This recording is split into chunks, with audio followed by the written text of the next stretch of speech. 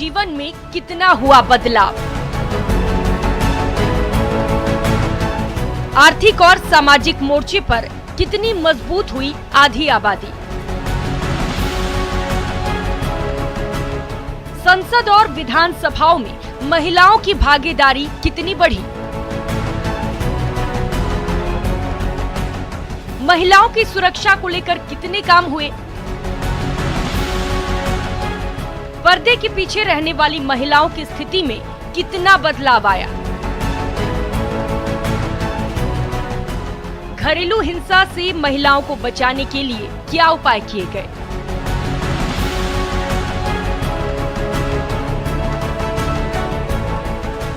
क्या महिलाओं को वो हक मिल सका जिसकी वो हकदार हैं। महिलाओं को लेकर सिद्धांत और व्यवहार में कितना अंतर। आधी आबादी कितनी आजादी। 8 मार्च अंतर्राष्ट्रीय महिला दिवस। हर साल इस तारीख पर इसी तरह की डिबेट या चर्चा लेकर आता रहा हूं। इसके दो ही मतलब हो सकते हैं। एक तो ये कि बार बार की चर्चाओं के बाद भी कुछ नहीं बदल रहा, या फिर दूसरा ये कि हालात बदल तो रहे हैं पर आहिस्ता आहिस्ता। स्वागत है आप सभी का, आपके साथ मैं हूं स्वप्निल। मेरा मानना है कि मेल यानी पुरुष का संघर्ष 10th क्लास के आसपास से अमूमन शुरू होता है और महिला का जन्म के साथ और कुछ मामलों में गर्भ में भी शुरू हो जाता है। क्या कारण है कि वायुसेना के बेड़े में फ्लाइट के कॉकपिट में बैठी महिला से लेकर ओलंपिक्स के पोडियम पर देश का नाम रोशन कर रही महिला तक की तस्वीरें आधी आबादी की पूरी आजादी को अब तक पूरा नहीं कर पाई। आज इसी पर बात करेंगे, जानेंगे किसी भी क्षेत्र में महिला होना एक महिला के लिए कितना मुश्किल है। और मेरे साथ जो गेस्ट पैनल जुड़ रहा है मैं आपको इंट्रोड्यूस करवा देता हूं। स्नेहलता भारद्वाज जी पॉलिटिशियन है, मेरे साथ जुड़ रही हैं। आज के दिन स्नेहलता जी मैं आपको कांग्रेस नहीं एक पॉलिटिशियन के तौर पर ही लेना चाहता हूं। मेरे साथ जुड़ रही हैं महविश, सामाजिक कार्यकर्ता हैं, और डॉक्टर पद्मजा शर्मा जानी मानी साहित्यकार हैं। आप सभी का स्वागत है न्यूज़ 18 राजस्थान पर। डॉक्टर पद्मजा, मैं आपसे शुरुआत करना चाह रहा हूं। अमूमन मैंने देखा है कि कोई साहित्यकार या कवियत्री जब स्टेज पर इंट्रोड्यूस होती हैं तो उनके इंट्रोडक्शन में ये बोला जाता है कि महिला कवियत्री का मैं स्वागत कर रहा हूं, और जो ये कवियों के जो ये बैठते हैं सब एक साथ अपनी शायरियां सुनाने के लिए, कविताएं सुनाने के लिए, तो बीच बीच में वो एक महिला कवियत्री बार बार इनके मजाक के एंड पर होती हैं। एक महिला कवियत्री होना, एक महिला साहित्यकार होना, जो कि अलग से कोई कैटेगरी नहीं है साहित्य में, लेकिन इसके बावजूद ये होना कितना मुश्किल होता है।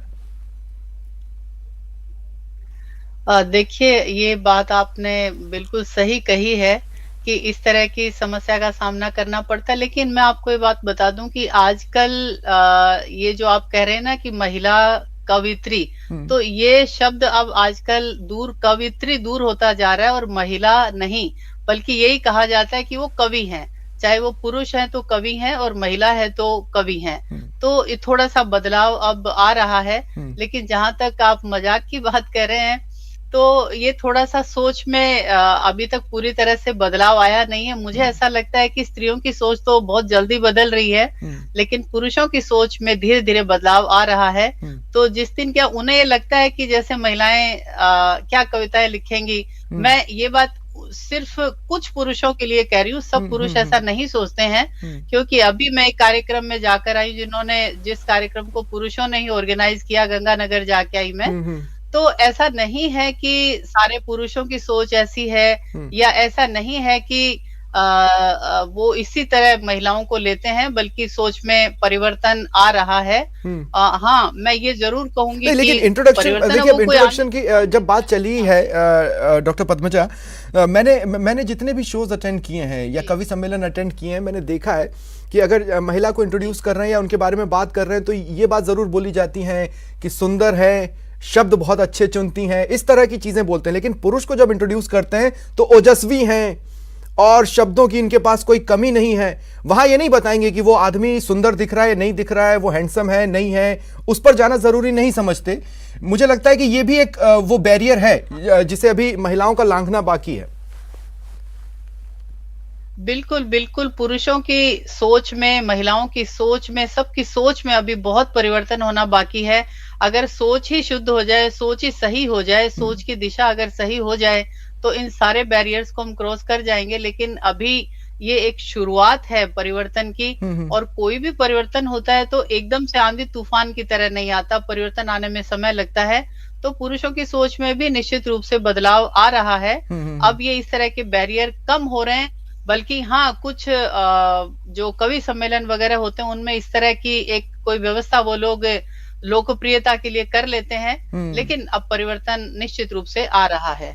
बिल्कुल, देखिए इसीलिए मैंने शुरुआत में ये कहा कि हम हर साल ये चर्चा करते हैं। मुझे ही पत्रकारिता में मैं 2003-2004 से हूँ और लगभग हर साल मैंने इस विषय पर चर्चा की है। हम बार बार कर रहे हैं, इसका मतलब यह है कि चीजें आहिस्ता आहिस्ता बदल रही हैं, उतनी तेजी से नहीं जितनी तेजी से हमें डिबेट में बैठकर लगता है कि बदल जाएंगी। स्नेहलता जी, मैं आपके पास आ रहा हूं। स्नेहलता जी, मुझे बताइए, पॉलिटिशियन होना एक बात है, बट महिला पॉलिटिशियन होना दूसरी बात है। अब वो महिला पॉलिटिशियन सीएम बन जाए, पीएम बन जाए, तो वो और भी अलग बात है।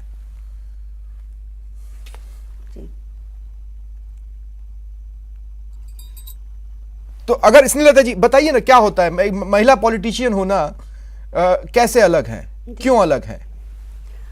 देखिए, महिला पॉलिटिशियन होना अलग नहीं। आपको ने देखा हो तो हमारी पहली जो महिला प्रधानमंत्री थी वो इंदिरा गांधी जी थी, और उन्होंने जब राजनीति में कदम रखा तो मुझे लगता है उन्हें भी बहुत सारी चीज़ों का सामना करना पड़ा होगा, और आज कहीं ना कहीं हमें भी करना पड़ रहा है, लेकिन सोच में बदलाव आया है पहले से। क्योंकि मैंने जहाँ तक जितना पॉलिटिक्स में सुना है, पहले के जो महिलाएं थी उन्हें बहुत स्ट्रगल भी करना पड़ा और बहुत सारी चीज़ें हैं। लेकिन आज अगर मैं बात करती हूँ तो, लेकिन आज अगर बात करते हैं हम, तो अगर महिला तो खुद अपने आप में एक शक्ति है और वो जो चाहे वो कर सकती है, लेकिन अगर पुरुष का साथ होता है तो बड़ी खुशी खुशी परिवार के साथ वो आगे बढ़ती है। तो उसका आज जो मेरे चेहरे पे स्माइल है वो इसीलिए है कि आज मुझे परिवार सपोर्ट करता है, मुझे समाज सपोर्ट करता है, मुझे लोग सपोर्ट करते हैं, मुझे मेरे साथी सपोर्ट करते हैं। बस महिला के लिए एक दिक्कत पहले ये आती है कि उसे सबसे पहले प्रूव करना पड़ता है खुद को। अगर वो प्रूव करती है तो उसे आगे बढ़ने का मौका दिया जाता है। अगर वो मैं काउंटर कर रहा हूं स्नेहलता जी। तो कहीं मान लीजिए अगर मैं पॉलिटिक्स में आता हूं तो मेरी फैमिली ये कहेगी तू पॉलिटिक्स में चला गया यार, अब तू तेरा खुद देख ले, है ना। वो सपोर्ट नहीं करेंगी, लेकिन मैं पॉलिटिक्स में आगे बढ़ूंगा। लेकिन एक महिला अगर आगे बढ़ रही है, पॉलिटिक्स में उतर रही है, तो उसको सपोर्ट्स की जरूरत है। मतलब अगर परिवार सपोर्ट नहीं करेगा तो उसकी राह और मुश्किल हो जाएगी। फिर वो खुद का चुनाव कैसे कर रही है? बिल्कुल सर, आप सही कह रहे हैं। लेकिन महिलाओं में आज इतनी ताकत आ गई है, महिलाओं में इतना बदलाव आ गया है कि वो अपने दम पर परिवार के, मैं ये नहीं कहती परिवार को अलग करके, परिवार को साथ लेकर वो ये काम करती है और अपने आप को प्रूव करती है कि मैं ऐसा कर सकती हूँ। ऐसा नहीं है जब मैं पॉलिटिक्स में आई तो मुझे भी इस चीज़ का फेस का सामना करना पड़ा कि अगर मैं कहूँ कि हमारे बड़े बुजुर्ग नहीं चाहते थे कि मैं पॉलिटिक्स में आऊँ, लेकिन कहीं ना कहीं जब मैंने प्रूव किया कि नहीं, मैं आ सकती हूँ, मैं कुछ कर सकती हूँ और मैं पॉलिटिक्स में जाकर भी कुछ अच्छा करके दिखाऊंगी, तो मुझे वहाँ से परमिशन भी मिली। और साथ में परमिशन के साथ मैं बोलूँ तो पहला कदम मैंने खुद ने बढ़ाया, और उसके बाद जब दूसरा कदम मेरा आया चुनाव लड़ने का, तो साथ में लोग खड़े हुए नजर आए। तो ये चीजें एक स्त्री के सामने आती हैं, पहले भी आती रही हैं और आज भी आ रही है। लेकिन बस ये है कि दूसरे कदम पे लोग आज साथ देने लगे हैं। पहले का जमाना ये था कि दूसरा, तीसरा, चौथा कदम भी अगर महिलाएं बढ़ाती थी तो उसका साथ नहीं दिया जाता था और अकेली ही एक अपने तरीके से आगे बढ़ती थी। ठीक है जी। महवेश, देखिए बहुत सिंपल सा पॉइंट मैं रखना चाहता हूं। आज भी हम उस दौर में हैं जब एक राजनेता आके ये कह देता है कि इस बार के स्टेट के चुनाव में हम इतनी टिकट महिलाओं को देंगे, तो देश भर में हलचल मच जाती है। कई लोग तालियां बजाते हैं और कई लोग कहते हैं कि नहीं नहीं, वो तो एक पॉलिटिकल मोहरा चला है, वो तो एक पॉलिटिकल कवायद की गई है। ये स्थिति क्या बता रही है? एक किसी बात के रिसेप्शन की महिलाओं को टिकट को लेकर ये स्थिति क्या बता रही है समाज में महिलाओं की स्थिति को? सबसे पहली बात है कि ये जब कोई पॉलिटिशियन ये कहता है कि हम महिलाओं को इतने प्रतिशत रिप्रेजेंटेशन देंगे, तो ये भी बताता है कि काफ़ी लोग जब इस बारे में अगेंस्ट होते हैं तो ये दिखाता है ये चीज़ कि वो ये सोचते हैं कि महिलाएं लीड नहीं कर सकती, मतलब वो आगे नहीं, मतलब हमारा रिप्रेजेंटेशन ढंग से नहीं कर सकती। ये अगर समाज अगर उसका विरोध करता है तो ये बताता है। लेकिन मैंने ये भी देखा है कि जब महिलाओं के पास टिकट्स भी मिल जाते हैं तो उन पे भी कभी कभी ये होता है कि वो जो फेस होता है वो तो उस औरत का होता है, लेकिन पीछे से जो होता है मतलब जो जो आदेश चलता है वो किसी सरपंच पति, हाँ, ये उसी के जैसे उदाहरण कि है। सरपंच में मैंने जैसे मैंने राजस्थान में काम करते हुए देखा है कि जो महिला सरपंच होती है वो तो घूंघट डाल के बस बैठी होती है और सारा जो भी काम होता है वो उसका सरपंच जो मतलब का जो पति होता है वही करता है। तो ये एक चीज है कि ऐसा समझा जाता है कि महिलाएं जो हैं वो लीड नहीं कर सकती, वो आगे मतलब लोगों का मतलब प्रतिनिधित्व नहीं कर सकती, मतलब ऐसा एक कहीं ना कहीं सोच मेरे है हिसाब से महविश, थोड़ी-थोड़ी। महिलाओं को जो बात पुरुषों से अलग बनाती है, एक तो है वो इमोशन, और दूसरा वो जिस तरह का कनेक्शन एक मास के साथ बना सकती हैं उसको रेप्लिकेट नहीं किया जा सकता। अब मैं ये कह रहा हूं कि समाज के विभिन्न धड़ों में एक सामाजिक कार्यकर्ता के तौर पर जब आप जाते हैं तो पहला बेनिफिट आपको यह है कि लोग आपसे ज्यादा खुलकर मिल सकते हैं, लेकिन सोच से जंग और इंसान से जंग दो अलग चीजें होती हैं। जी जैसे आपने कहा कि हाँ एक औरत जो होती है उसमें इमोशंस होते हैं और ये जो होते हैं वो पुरुषों से इसलिए अलग हैं। हाँ मैं आपकी बात इससे सहमत हूँ कि लोग आपसे अच्छे से मिलेंगे अगर आप एक महिला हो, लेकिन मुझे ऐसा लगता है कि ये हमारी ही ताकत है जो लोग हमसे अच्छे से मिल पाते हैं। मतलब ये लोगों की नहीं, ये हमारी महिलाओं की वो है, महिलाओं की खूबी है कि लोग वो लोगों से बातें कर पाती हैं अच्छे से, मतलब पुरुषों से बेहतर तरीके से वो बातें कर पाती हैं लोगों से। ये उनकी शक्ति है मेरे हिसाब से। ठीक है, अब मैं एक सीरियस पॉइंट की तरफ जा रहा हूं, और देखिए मैं अपने तमाम गेस्ट और तमाम महिला दर्शकों से पहले ही सॉरी कह देता हूं कि मैं इस विषय को छू रहा हूं, लेकिन इस विषय को भी छुआ जाना जरूरी है, इसलिए मैं ऐसा कर रहा हूं। डॉक्टर पद्मजा, मैं आपके पास आ रहा हूं। देखिए डॉक्टर पद्मजा, होता क्या है कि अगर देखिए मुझे बताया जा रहा है निमिषा गौड़ जी भी आ गई हैं। निमिषा गौड़ जी, स्वागत है आपका। ये भी एक राजनेता है और मैं आपको पॉलिटिशियन के तौर पर ही इंट्रोड्यूस कर रहा हूं, जैसे मैंने स्नेहलता जी को किया। मैं निमिषा जी आपके पास बस कुछ ही पलों में आ रहा हूं, अब चूंकि सवाल बीच में है। देखिए पद्मजा जी, होता क्या है कि अगर कोई पुरुष आगे बढ़ता है ना, तो ज्यादा से ज्यादा अगर उस पर लांछन लगाना है तो ये लांछन लगाया जा सकता है कि वो फलाने व्यक्ति का चमचा था इसलिए आगे बढ़ गया। And I am very sorry कि अगर महिलाएं आगे बढ़ती हैं तो उसकी काबिलियत पर बात नहीं होती है, इससे भी बहुत विभत्स चीजें बोली जाती हैं, कई बार पीठ पीछे, कई बार मुंह पर। क्या आप मेरी बात से सहमत हैं? जी, इस बात से असहमत होने का तो खैर प्रश्न ही नहीं उठता है। हम छोटी छोटी बातों में देखते हैं, महिलाएं अगर किसी पुरुष से खुलकर बात कर लेती हैं तो बातें बननी शुरू हो जाती हैं। ये आज कोई नया हो रहा हो ऐसा नहीं है, ऐसा होता आया है, ऐसा होता है। लेकिन मुझे ऐसा लगता है कि आजकल की जो बच्चियां हैं, लड़कियां, वो इन चीजों से अब घबराती नहीं हैं। वो ये इस चीजों की परवाह नहीं करती हैं और वो अपना जो भी रास्ता उन्होंने चुना है और जिस रास्ते पे उन्हें आगे बढ़ना है उस पर वो निरंतर आगे बढ़ती चली जाती हैं। हमारे जैसे लोग, जैसे मेरी उम्र का अगर मैं कहूँ, तो हम जरूर कि लोग क्या कहेंगे, फलाना क्या कह रहा है, ढिकड़ा क्या कह रहा है, इस बात की हम जरूर परवाह करते थे। लेकिन हमारे बच्चे इस चीज की बिल्कुल परवाह नहीं करते हैं और उन्हें जो करना होता है, जो उन्हें सही लगता है, तो वो निर्णय लेते हैं और उस रास्ते पर वो निसंकोच चलते हैं। और ये बात मुझे उनकी बहुत पसंद है। ठीक है निमिषा जी, अब देखिए मैं डिबेट में पीछे नहीं लौटूंगा, जिस टॉपिक पर आ गए हैं उसी पर मैं आपका रिएक्शन लूंगा। मैंने कई बार देखा है कि अव्वल तो अगर किसी महिला को टिकट मिले तो ये एंगल रखा जाता है कि उसके परिवार में वो कद्दावर था इसलिए उनके कारण मिल गया। वो खुद से मेहनत करे तो आगे बढ़ने के नाम पर आप समझ ही रही है किस किस तरह की बातें बोली जाती हैं। ऊपर से महिलाओं पर जो टीका टिप्पणी की जाती है, ऐसे ऐसे अल्फाज जो हम टीवी डिबेट्स में तो बोलेंगे नहीं, कभी आमने सामने हो तो आप भी जानती हैं, कई लोगों से आपने सुना होगा क्या क्या बोला जाता है। ये कैसा माइंडसेट है? वो भी तब जब कोई व्यक्ति पुरुष हो, वो भी समाज सेवा के लिए राजनीति में आया, और एक महिला वो भी समाज सेवा के लिए राजनीति में आई। कहीं से तो कोई चीज काबिलियत पर आ सकती है ना। स्वप्निल जी, सर्वप्रथम तो मैं अंतर्राष्ट्रीय महिला दिवस की सभी को शुभकामनाएं देती हूँ। देखिए, स्थिति राजनीतिक परिप्रेक्ष्य में यदि देखा जाए तो आज जो है, आज माहौल धीरे धीरे मतलब काफ़ी बदल गया है। आप देखेंगे कि हमारी कैबिनेट में जो वित्त मंत्री हैं ऐसा किसी पारिवारिक नहीं, खुद शैक्षणिक पृष्ठभूमि से में हैं और भूमि से रही हैं और आज वो पूरे भारत के वित्त विभाग को नेतृत्व दे रही हैं। चाहे वो हमारा कभी रक्षा मंत्रालय संभाला हो और आज विदेश राज्य मंत्रालय संभाल रही हो। तो राजनीतिक परिप्रेक्ष्य में भी ये बदल रहा है, बदलाव का दौर है। और आज जो हमने जो देखा, कुछ समय तक देखा और आज भी हम नो डाउट आप जो कह रहे हैं सही है, जूझ रहे हैं, तो उसका सबसे बड़ा कारण जो है ना वो बीच का जो हिस्टोरिकल पीरियड रहा है, 700 से 900 साल का जो हमारा विदेशी आक्रांताओं का समय रहा है। और उस समय में सारी महिलाओं की स्थिति जो आज हम 2 साल कोविड को यदि हम झेला हमने, तो 2 साल हमें इतना लंबा समय लगा, तो वो तो 700 से 900 साल तक वो यहाँ रहे। तो उस पूरी सिनेरियो ने एक लिमिटेशन में बांध दिया और वो एक स्वभाव में आ गया सबके। जबकि भारत और भारत की भारतीयता में महिला की स्थिति बहुत स्ट्रांग रही है, इसी कारण से आज भी वो स्ट्रांग है। बस आत्मविश्वास से सामना करना है, आपको अपनी योग्यताओं क्षमताओं पे भरोसा करते हुए उसको फेस करना है। तो फिर टिकट पाने की राह इतनी मुश्किल क्यों हो जाती है राजनीति में? देखिए स्वप्निल जी, जिसकी जड़ें इतनी गहरी हों, जिन महिलाओं को हमने तो कभी महिला पुरुष का अलग माना ही नहीं ना, हम तो नर नारायणी एक साथ ही हैं। हमारे यहाँ तो ईश्वर की आराधना में भी किसी भी देवी के देवता के साथ में देवी का नाम है ही है।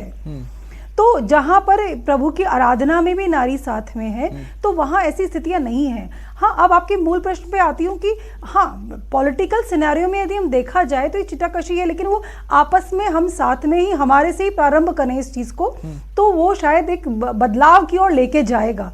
ऐसा मैं सोचती हूँ स्वप्निल जी कि वो जो एक मुहावरा जो बना हुआ है, जो थोपी हुई चीजें हैं, महिला महिला की दुश्मन होती है, वो हटे और धीरे धीरे सामाजिक बदलाव की बयार चल रही है, उसको तेजी से किया जाए और एक बदलाव आप महसूस कर रहे होंगे। अब पॉलिटिक्स में यदि देखें तो क्योंकि जड़ें बहुत गहरी हैं, भारत के अंदर कभी ऐतिहासिक रूप से कमजोर नहीं रही है। ऋग्वेद की ऋचाओं का निर्माण करने वाली, राज दरबारों में हिस्सा लेने वाली, लेकिन निमिषा जी मुझे एक बात बताइए, आज यदि ये माइंडसेट कौन लेकर आया है कि महिला प्रत्याशी जिताऊ नहीं हो सकती? मैं ये पूछना चाह रहा हूं, ये माइंडसेट कौन लेकर आया है कि महिला प्रत्याशी जिताऊ नहीं हो सकती? और ये सिनेरियो क्यों है कि एक महिला को टिकट के लिए ज्यादा लंबा संघर्ष करना पड़ेगा बनिस्बत किसी पुरुष के? देखिए स्वप्निल जी, यहाँ पर तो हम बाकी सब जो महिलाएं हैं 5 हैं और आप हैं, तो आप ये बताइए कि कहाँ कैसा सिनेरियो, ये प्रश्न तो मुझे आपसे पूछना चाहिए। हम 500 कहेंगे कि ऐसा बिल्कुल भी नहीं है। जहां पर भी मिलता है, जहां टिकट मिलता है, जहां दावेदारी महिला अपनी क्षमताओं के आधार पर करती है तो जीतती भी है, ऐसा नहीं है। मैं तो इस प्रश्न के आपको एक सिरे से खारिज करती हूँ कि ऐसा पॉलिटिकली होता है। नहीं चलेगा। देखिए व्यूज की बात है। अब तक का जो हमने राजनीतिक सिनेरियो देखा निमिषा जी, उसमें हमने ये देखा है कि अगर बहुत ज्यादा जिताऊ माना जाता तो बहुत सारी महिला विधायक या बहुत सारी महिला सांसदों को हम देख रहे होते। अभी भी हम उंगलियों पर गिन सकते हैं, वही स्थिति हम देख रहे हैं। इसलिए मेरा ये अजम्पशन था, हो सकता है मैं गलत हूं, लेकिन एक्सेप्टेंस की बात है की जो हिस्टोरिकल रीजन बताया, आज जो कि 21st सेंचुरी की हम एंटर कर रहे हैं, आप देखिएगा टेरिटोरियल आर्मी में पार्टिसिपेट तक नहीं कर सकती थी महिला, अब वो पार्टिसिपेट कर पा रही है। टेरिटोरियल आर्मी जहां पर वो हाउसवाइफ से लेकर के कोई भी महिला पार्टिसिपेट कर सकती है, एग्जाम को फेस कर सकती है और एक पार्ट बन सकती है। वहां से लेकर के जल नभ में भी महिलाओं की हिस्सेदारी बढ़ी है, स्वाभिमान बढ़ा है। तो राजनीति का परिदृश्य भी तेजी से बदल रहा है। हाँ, लेकिन अभी भी अब देखिए स्नेहलता जी, मैं आपको भी मैं लाना चाहता हूं। देखिए डॉक्टर मधु बनर्जी भी मेरे साथ जुड़ चुकी हैं, वरिष्ठ पत्रकार हैं। डॉक्टर मधु, आपका भी स्वागत कर रहा हूं मैं न्यूज़ 18 राजस्थान पर। लेकिन स्नेहलता जी, मैं आपके पास आ रहा हूं और मैं इस सवाल के साथ आ रहा हूं कि ऐसा तो नहीं है कि टीका टिप्पणी समाज के किसी वर्ग विशेष या व्यक्ति विशेष से आती हो। वो कभी खाकी से आती है, कभी खादी से आती है और कभी आम आदमी से आ जाती है। अब दिक्कत की बात यहां पर यह है कि जिम्मेदार व्यक्ति अगर कुछ बोलता है या अल्फाजों का इस्तेमाल करता है और फिर वो सपने दिखाता है कि महिलाओं की स्थिति हम ही बदल सकते हैं, ये बड़ी विडंबना की स्थिति है। बिल्कुल आप स्वप्निल जी बिल्कुल सही बोल रहे हैं। मैं अभी कोई पॉलिटिक्स में की बात नहीं करूंगी क्योंकि मैं यहाँ पर महिला हूँ और आज महिला दिवस के दिन मैं एक महिला के नाते बोलना चाहूँगी कि पॉलिटिक्स में आपने जो कह रहे हैं कहीं ना कहीं हम इसको फेस करते हैं, ऐसा नहीं है नहीं करते हैं, लेकिन महिलाओं का एक गुण एक्स्ट्रा है, वो है उसकी भावनाएं और उसका भावुक होना। शायद इसी वजह से एक आदमी ये बोल पाता है कि ये कहीं ना कहीं कमज़ोर है, जबकि वो हमारी सबसे बड़ी ताकत है। आज अगर हमारे इमोशंस है तो वो हमारी सबसे बड़ी ताकत है, लेकिन कहीं ना कहीं पुरुष ये समझता है कि जो हमारी भावनाएं हैं वो कमजोर है, और महिलाओं ने प्रूव करके दिखाया है, हर क्षेत्र में दिखाया है। अभी मैं थोड़ी देर पहले पेट्रोल पंप पे डीजल भरवा रहे थे वहां पे, तो हमने देखा कि वहां पर बहुत सारी महिलाएं काम कर रही हैं। तो आज हर क्षेत्र में हर जगह महिलाएं अपनी भागीदारी दे रही हैं, देश की उन्नति में भागीदारी दे रही है, प्रदेश की उन्नति में भागीदारी दे रही है। तो हम कैसे कह सकते हैं कि महिलाएं किसी से पीछे है, महिलाएं किसी से कम है? हाँ, ये है कि उन्हें मौका कम दिया जा रहा है। मौके की बात करते हैं तो मैं फिर एक पार्टी के लिए यही कहना चाहूंगी कि अभी रिसेंटली आपने सुना है कि 40% महिलाओं को टिकट दिए जाएंगे। तो मुझे लगता है कहीं ना कहीं अब जो पॉलिटिकल पार्टी है कर दूंगा स्नेहलता जी। देखिए, यूपीए के टाइम पे एक बड़ी ऐतिहासिक तस्वीर आई थी, और वो तस्वीर कई बार मेरी जहन से गायब नहीं हो पाई। मैंने उसे भुलाने की भी कोशिश नहीं की। सोनिया गांधी, सुषमा स्वराज, मायावती और तमाम बड़ी महिला लीडर्स एक फोटो फ्रेम में, जब महिला आरक्षण की बात हो रही थी उस टाइम पर, 33% आरक्षण की मैं बात कर रहा हूं, लेकिन उस तस्वीर को उसका मुकाम मिल नहीं पाया। और फिर एकाएक एक दिन ये 40% टिकट की बात सामने आई।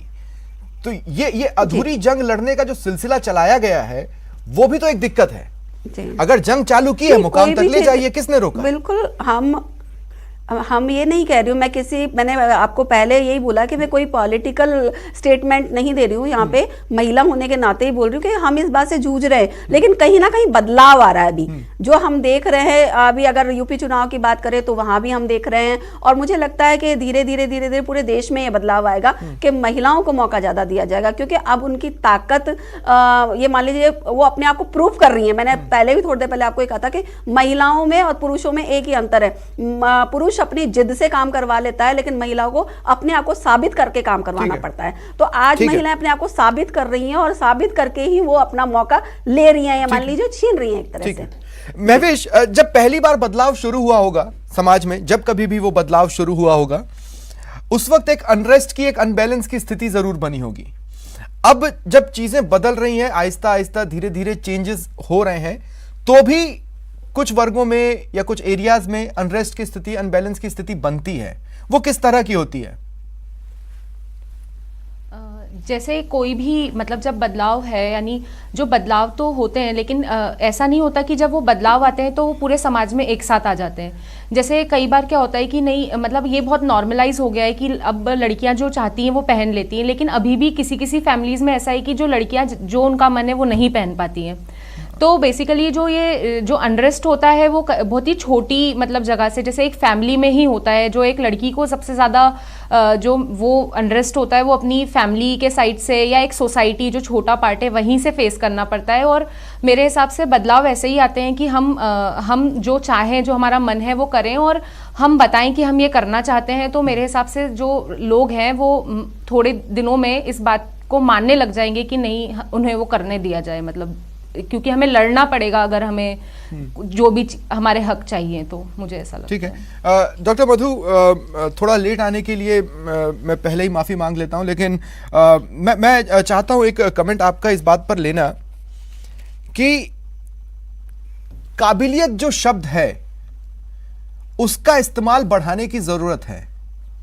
आप मीडिया में हैं, आप इस बात को बहुत अच्छे से समझती भी होंगी कि मीडिया में एक मेल होना और एक फीमेल का होना दो अलग अलग चीजें हैं, दो अलग अलग सिनेरियोज हैं, दो अलग अलग कंडीशंस का सामना करना पड़ता है। जी देखिए, आप जब मीडिया की बात करते हैं तो जिस समय में 97 में जब मीडिया में आई थी, तब महिलाओं के लिए बहुत ज्यादा रास्ते मीडिया में नहीं थे। मीडिया में उनका आना बहुत ही गिना चुने, मतलब हमें उंगलियों पर गिना जा सकता था। और आज भी आप देखिए तो मीडिया में लड़कियां हैं, काफी स्तर पे आई हैं। जैसे आप टीवी में देख लीजिए, सोशल मीडिया में देख लीजिए, आजकल लड़कियां खूब आ रही हैं, जर्नलिज्म का कोर्स भी कर रही हैं, लेकिन वो हायर लेवल पे कितना जा पाती हैं? जैसे वही चीज हो गई ना, जैसे कि संसद में कितनी महिलाएं जा पाती हैं? 33% का आंकड़ा क्या हम छू सके, जो आपकी बात थी अभी हम 17% पर ही अटके हुए हैं। अभी वर्तमान में भी वही स्थिति है ना, तो वही मीडिया में है।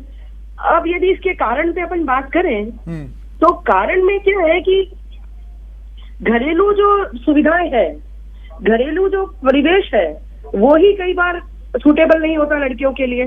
और फिर हमारा समाज का दायरा, आज देखिए जब अपन महिला दिवस पे महिलाओं की स्वाधीनता, महिलाओं के बारे में चर्चा कर रहे हैं ना, तो आज ही हमारे प्रदेश में राजस्थान में अलवर के बहरोड़ में एक लड़की जो बलात्कार पीड़िता थी, युवती थी वो 22 साल की, उसने आज फांसी लगा ली क्योंकि उसको न्याय नहीं मिल रहा था और पीड़ित उसको परेशान कर रहा था। तो जिस दरमियान हम लोग ये बातें कर रहे हैं, उसी बीच कोई पीड़िता, बलात्कार पीड़िता अपने लिए न्याय नहीं ले पा रही है। हमारा समाज अभी कहाँ नारी को न्याय दे पा रहा है। जोधपुर में ही आज अभी अपनी बातचीत करने से आधा घंटा पहले एक महिला 3 बच्चों के साथ सड़क पर बैठी है, सास ससुर पति उसको घर में नहीं घुसने दे रहे। तो क्या नारी मुक्ति की बातें अच्छी है? क्या हम उस लेवल पे पहुंच सके हैं? आप खुद ही बताइए। मैं तो जब फील्ड में रहती हूँ और जो भी देखती हूँ, मुझे नहीं लगता कि अभी हम 50% या 40% भी हासिल कर पाए हैं। अभी हमें बहुत आगे जाना है, बहुत दूर जाना है। ठीक है। देखिए, अब जो बात आपने की ना, देखिए उस पर सबसे बेहतर अगर कोई इस सिनेरियो को समझा सकता है या बता सकता है तो वो है डॉक्टर पद्मजा शर्मा। डॉक्टर पद्मजा, मैं इस रिक्वेस्ट के साथ आपके पास आ रहा हूँ, आप अपनी कोई कृति या आज के दिन पर कोई मैसेज अपने शब्दों के जरिए, अपने कविता के जरिए दे सके तो। जी बिल्कुल, ये आपने मैं कविता लिखती हूँ और मैं हमेशा चाहती हूँ कि मुझे जब भी मौका मिले मैं इस तरह की कविताएं आप सबके सामने प्रस्तुत करूं। मैं अपनी एक कविता है, मैं स्त्री हूँ, ये मैं आपके सामने रख रही हूँ जी। कि मैं फूल नहीं कि एक शाम दुख की आई तो मुरझा जाऊंगी। मैं स्त्री हूँ, मैं इतनी भी प्यासी नहीं कि पानी ना मिला तो मर ही जाऊंगी। मैं इतनी भूखी भी नहीं कि पेट के लिए अपना स्वाभिमान मिटाऊंगी। मैं स्त्री हूं, तुम मुझे प्यार करोगे तो सब कुछ को भुलाकर तुम्हारे लिए बीज की तरह मिट जाऊंगी, तुमसे लता की तरह लिपट जाऊंगी। अगर मुझे अपमानित करोगे तो तुम क्या सोचते हो मैं सिसकते हुए तुम्हारे पांव तले बिछ जाऊंगी? नहीं, अब प्यार के नाम पर और धोखा तो नहीं खाऊंगी, सोच समझकर कदम बढ़ाऊंगी। हर पर्दा आंखों से हट गया है, तुम्हारे अपराध अन्याय को लेकर पुलिस, अदालत, मीडिया, समाज सबके पास जाऊंगी, आवाज उठाऊंगी और मैं अपना मुंह किसी से क्यों छिपाऊंगी। मैं स्त्री हूँ, इंसान हूँ जैसे तुम। मैं स्त्री धोखा खाकर भले रो जाऊं पर रोकर फिर हंस जाऊंगी। मैं स्त्री हूँ, ठोकर खाकर भले गिर जाऊं पर झाड़ कर कपड़े फिर खड़ी हो जाऊंगी। हाँ, मैं स्त्री हूँ जैसे तुम पुरुष। हाँ, मैं मानव हूं जैसे तुम मानव। इससे बेहतर इस फीलिंग को रखा भी नहीं जा सकता था। और आप सभी को मैं एक बार फिर अंतर्राष्ट्रीय महिला दिवस पर हार्दिक शुभकामनाएं और बधाइयां देता हूं, इस उम्मीद के साथ कि हर दिन शुभकामनाएं और मेरी बधाइयां आपके साथ रहेंगी। बहुत बहुत शुक्रिया मेरे साथ जुड़ने के लिए। फिलहाल इतना ही, नमस्कार।